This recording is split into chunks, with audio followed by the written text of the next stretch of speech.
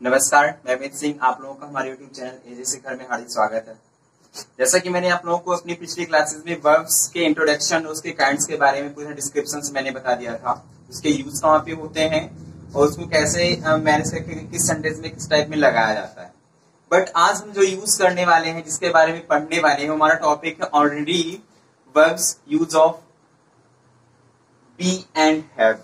मैंने बताया था आपको प्राइमरी वर्ब में बी एंड हैव के बारे में मैंने पूरी तरह से बता दिया था, बट ये उस कैटेगरी की नहीं है। वो तो हमारा मेन वर्ब के अकॉर्डिंग में आता था, बट ये हमारा मेन वर्ब में, ये हेल्पिंग वर्ब में आता था, सॉरी आएगा।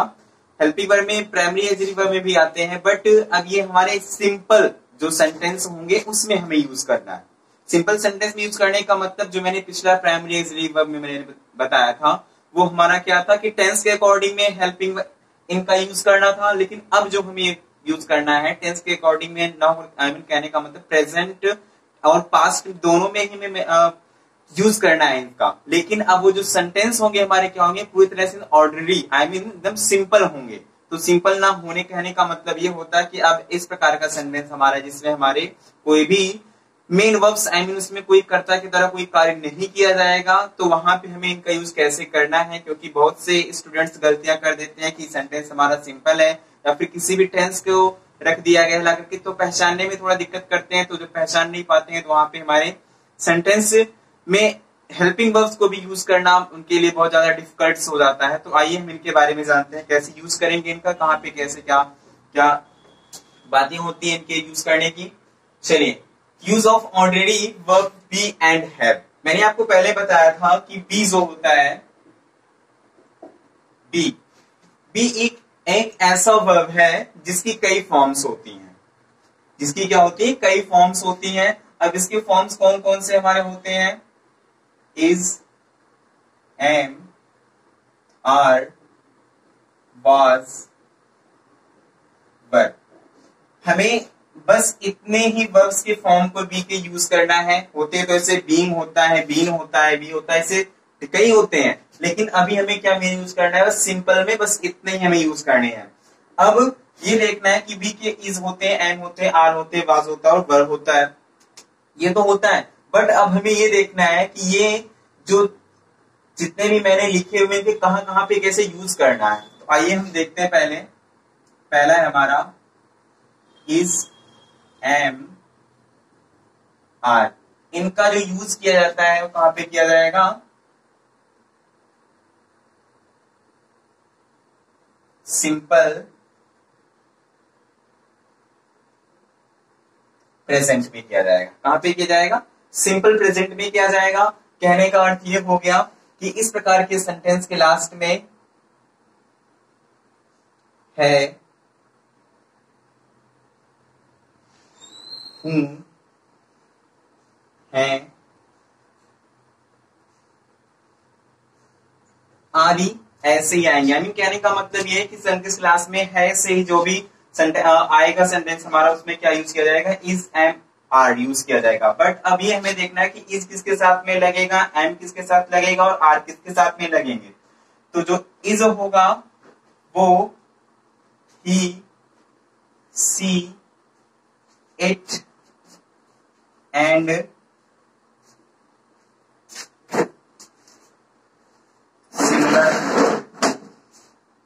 number of noun, I mean subject।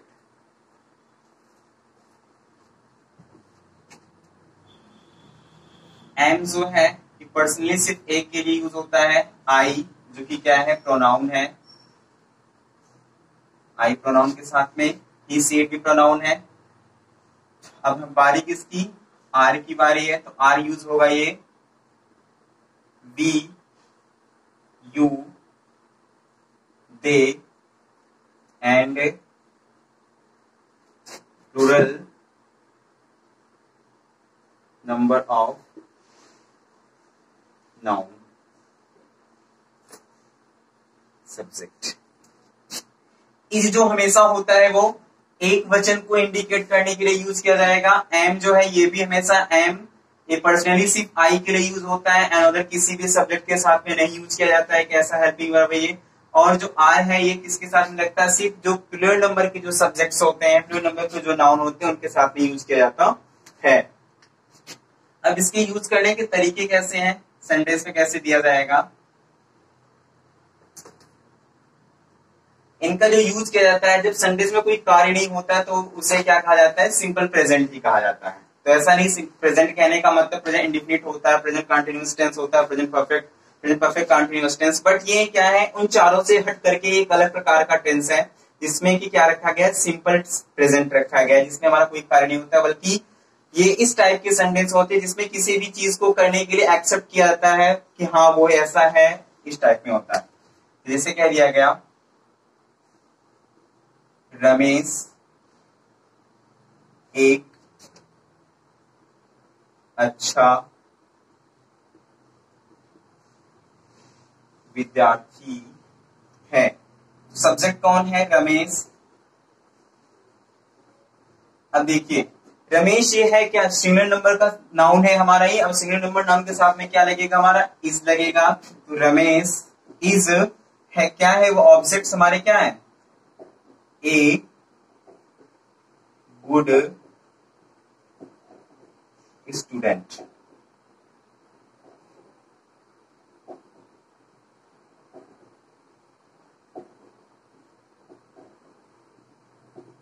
तुम्हारी किताबें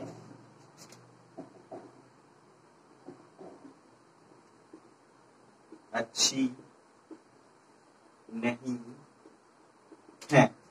तुम्हारी किताबें अच्छी नहीं है तो सब्जेक्ट क्या है, तुम्हारी किताबें, तो क्या हो जाएगा, योर बुक्स। अब सब्जेक्ट्स की बात की जाए तो जब सब्जेक्ट हमारा प्लूरल नंबर का हो गया तो प्लूरल नंबर सब्जेक्ट के साथ में क्या लगेगा, हमारा आर लगेगा। तो योर बुक्स आर नॉट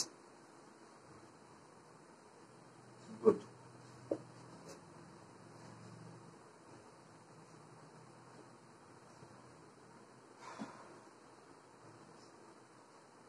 मैं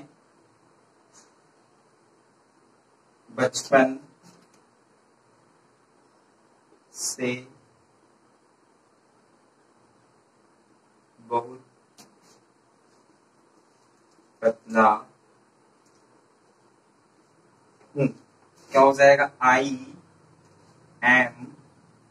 देखिए आई सब्जेक्ट, मैं सब्जेक्ट है तो आई के लिए सब्जेक्ट ये तो हो गया, बट इसके साथ यूज क्या होगा, पर्सनल। ये एक ऐसा हेल्पिंग वर्ब है जिसके साथ एम सिर्फ आई के साथ यूज होता है, अगर किसी भी सब्जेक्ट के साथ में कभी नहीं करना। अगर आप यूज कर देते हैं किसी और के साथ में तो गलत हो जाएगा, हमारा सेंटेंस बिल्कुल सही नहीं होगा वो।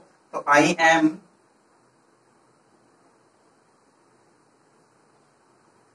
वेरी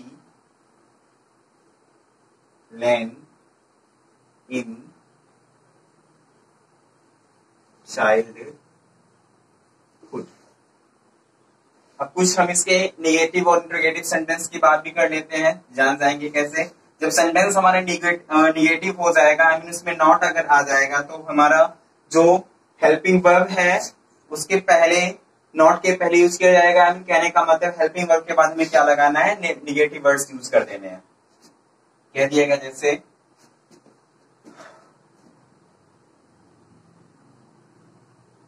तुम्हारी माँ स्वस्थ नहीं है। तो your mother is not healthy.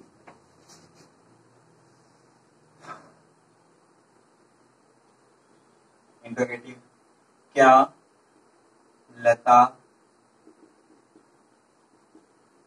Mangeshkar एक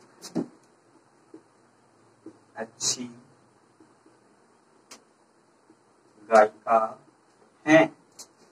तो लता मंगेशकर सिंगुलर नंबर है तो क्या हो जाएगा, इज लता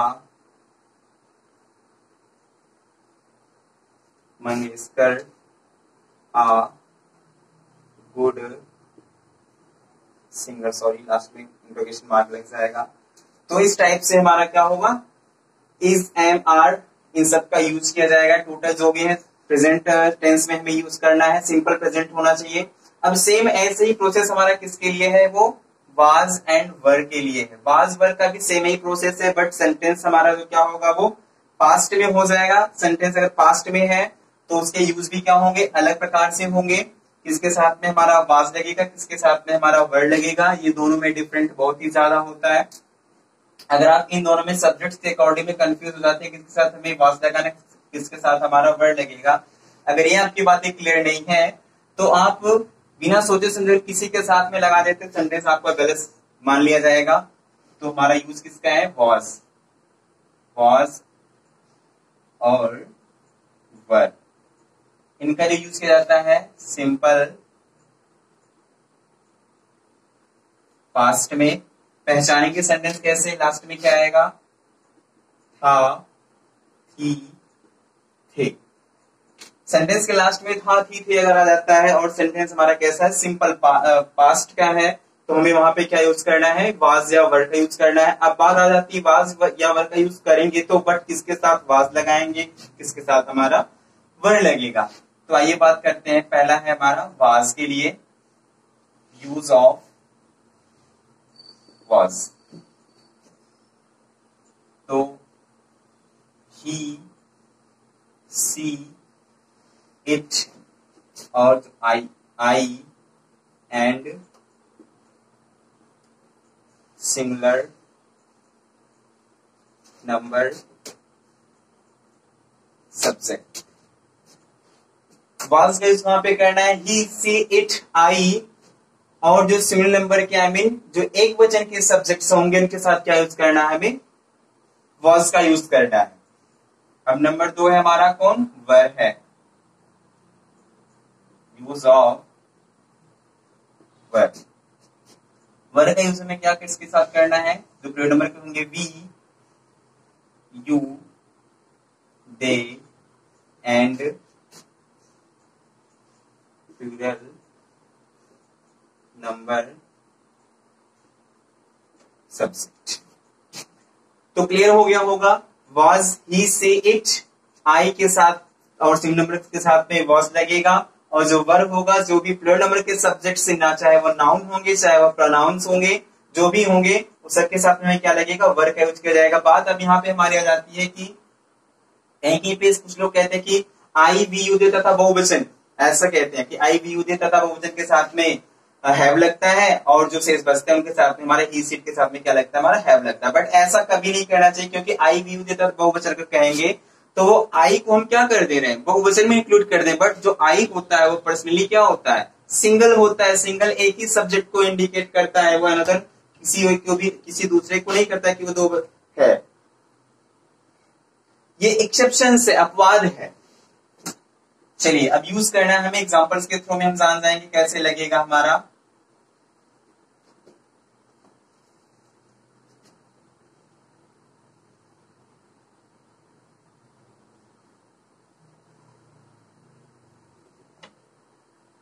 चलिए हमारे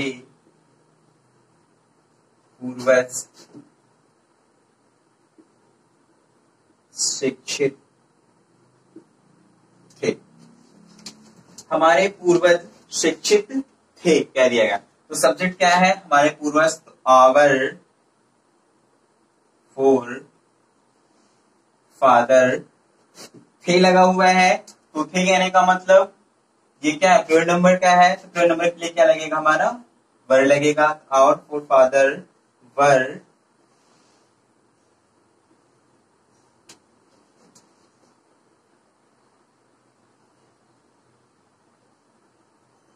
एजुकेटेड, या फिर इलिटरेट भी होता है, एजुकेट भी होता है, जो भी आप कह दो वो भी सही है। सुमेध बीमार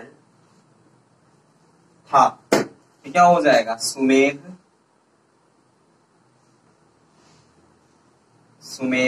सब्जेक्ट क्या है हमारा, सिंगल नंबर का है तो वॉज लगाएंगे, सुमेध वॉज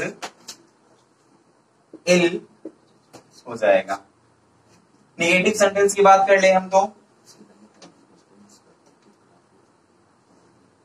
तुम एक अधिकारी नहीं हो, तो क्या हो जाएगा, यू वर, क्योंकि यू हमारा क्या है, पीरियड नंबर का सब्जेक्ट है, इसमें मैंने देखो लिखा हुआ है पीरियड नंबर के साथ में क्या लगेगा, वर लगेगा, तो you were not a officer. Interrogative की बात करें, इंट्रोगेटिव जब होगा तो वही वॉज या वर हमारा क्या हो जाएगा, पहले आ जाएगा। वॉज या वर कहां पे आ जाएगा, पहले आ जाएगा।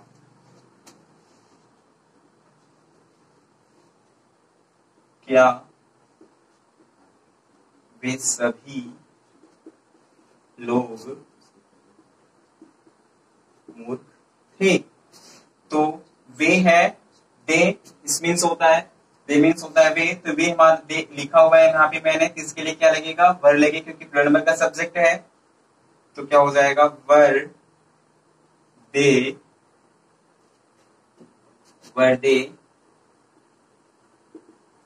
फुलिश। तो आई होप आप लोग समझ गए होंगे कहाँ पे यूज किया जाता है was, were, is, am, are, इन सबका। अब हमें पढ़ना है किसके बारे में, हैव के बारे में। ये जो हैव मैंने लिखा हुआ है, हैव भी हमारा प्रेजेंट और पास्ट में यूज किया जाता है, बट हैव ये इस टाइप का हेल्पिंग वर्ब है जिसमें पोसेस की, पजेस के बारे में बात किया जाता है। जब कोई भी वस्तु हमारी क्या होती है, पजेस, अर्थात उसके स्वामी होने की बात कही जाती है, एक निजी होने की बात कही जाती है, तो वहां पे क्या लगता है, हमारा हैव का यूज किया जाता है। हैव का कहने का मतलब हैव के फॉर्म्स का यूज किया जाता है। इसलिए मैंने आपको बताया था प्राइमरी इजली वर्ब में कि हैव का जो यूज किया जाता है उसके फॉर्म्स का, वो परफेक्ट टेंस में क्या आता है, बट हमें यहाँ पे टेंस की बात ना करके सिर्फ ऑर्डिनरी सेंटेंसेस की बात करनी है। तो आइए देखते हैं हैव की पहले कितनी फॉर्म्स होती हैं, 3 फॉर्म्स होती हैं। तो पहला हमारा हैज, उसके बाद में दूसरा है हैव, और तीसरा हमारा क्या, हैड। इन तीनों का जो अर्थ होता है, सॉरी, इन दोनों का जो अर्थ होता है वो है होता है, और इनका जो अर्थ होता है क्या, था। कहने का अर्थ ये हो गया कि इसका जो यूज हो जाएगा किसमें, सिंपल प्रेजेंट में, और इसका जो यूज होगा कहां पे, वो सिंपल पास्ट में। तो हैज और हैव कहां पे यूज होगा, हमारा सिंपल प्रेजेंट में। सो ओनली जो सिंगल है हैड, वो कहां पे यूज होगा, सिंपल पास्ट में होगा। अब बात आती है हमारी कि हैज मीन्स क्या होता है, और हैव मीन्स क्या होता है, और हैड मीन्स, तो इन तीनों का जो अर्थ होता है वो क्या होता है, पास होता है। यूज कर सेंटेंस में किया जाएगा, कोई भी चीज पजेस में बताई जाएगी, अर्थात निजी, जब कोई चीज अपने पास में रखी जाएगी, जब या फिर कोई वस्तु आपके पास में है, आपकी निजी है, आप उसके हकदार हैं, तो वहां पे क्या यूज किया जाएगा, हमारा हैव का यूज किया जाएगा। फिर हैव कहने का मतलब उसकी कोई भी फॉर्म्स लगेंगी तो, बट उसको वो भी क्या लगेगा, सब्जेक्ट के अकॉर्डिंग ही लगेगा। तो आइए बात करते हैं हम हैव की, सॉरी हैज की। तो हैज लगेगा he, she, it, and singular number subjects के साथ में लगेंगे। और जो हैव होगा वो क्या लगेगा, आई, वी, यू, दे। ध्यान रखिएगा क्योंकि आई जो क्या है, सिंगल नंबर का है, सिंगल नंबर होने के बावजूद भी वो इस कैटेगरी में नहीं आता है, क्योंकि वो एक एक्सेप्शन से, अपवाद की वजह से नहीं आता है ये। एंड प्लूरल नंबर,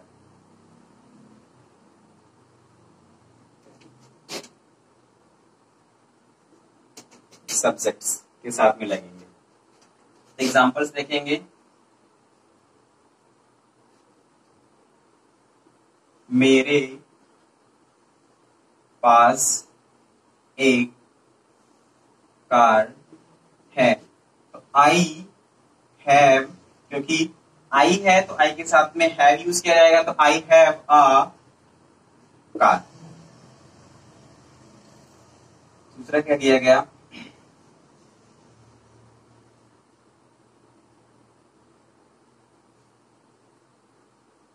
कुत्ते की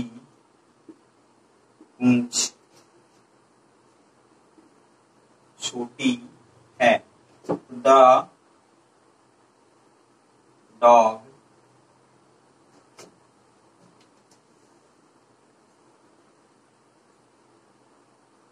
the tail of dog, the tail of dog has small. Next है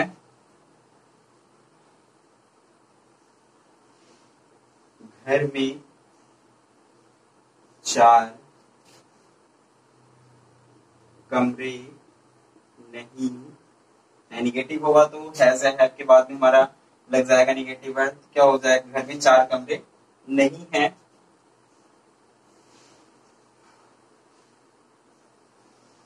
हाउस हैज नो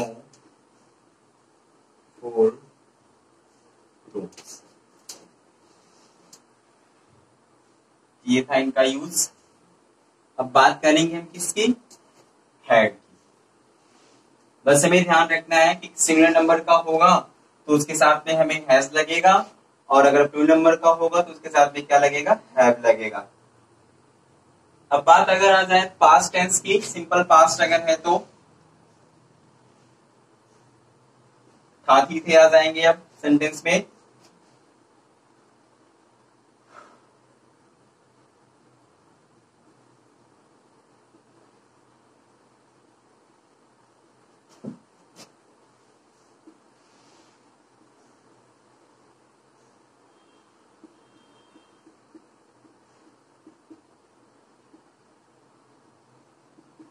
तुम्हारे पास तुम्हारा बेटा नहीं था, क्या हो जाएगा? यू हैड नो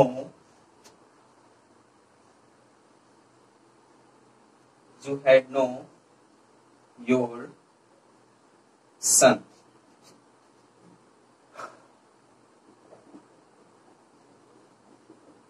मेरे पास 10 रुपए कल थे, तो आई हैड 10 rupees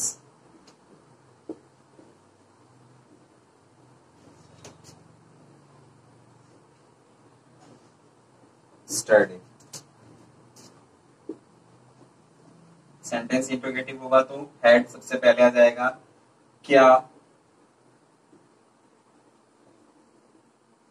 गाड़ी में तेल नहीं था, हो जाएगा इसमें हैड